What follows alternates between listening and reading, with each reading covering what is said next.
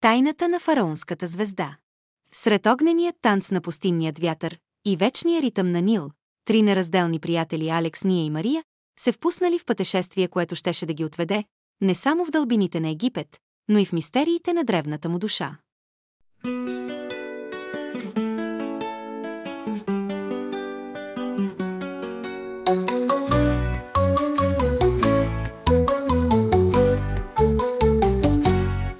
От древен Каиро тръгват на път към тайни скрити в пясъчен свят. Алекс мечтае за звезди далечни, Ния разгадава знаци вечни. Мария търси в дюните следи, към фараонската звезда бавно върви.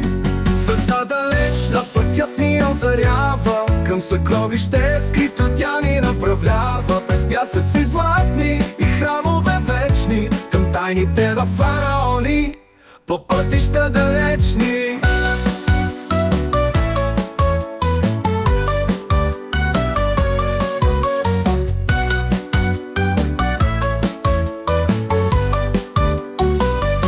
На пясъци златисти взорът се въздига, към каменни гиганти до небесата стига. Пирамиди древни в мълчание вечно, история шептят за царство мрачно. Хеопсовата пирамида с пясъка се слива, с духа на фараона в небето се издига. Звезда далечна пътят ни озарява, към съкровище скрито тя ни направлява. През пясъци златни и храмове вечни, към тайните на фараони, по пътища далечни.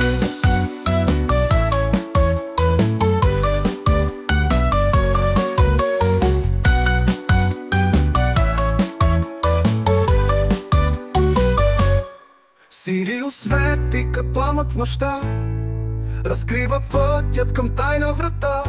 В зала озарена от блясък неземен, диамант се върти и ярко блести. Звезда далечна пътят ни озарява, към съкровище скрито тя ни направлява. През пясъци златни и храмове вечни, към тайните на фараони, по пътища далечни.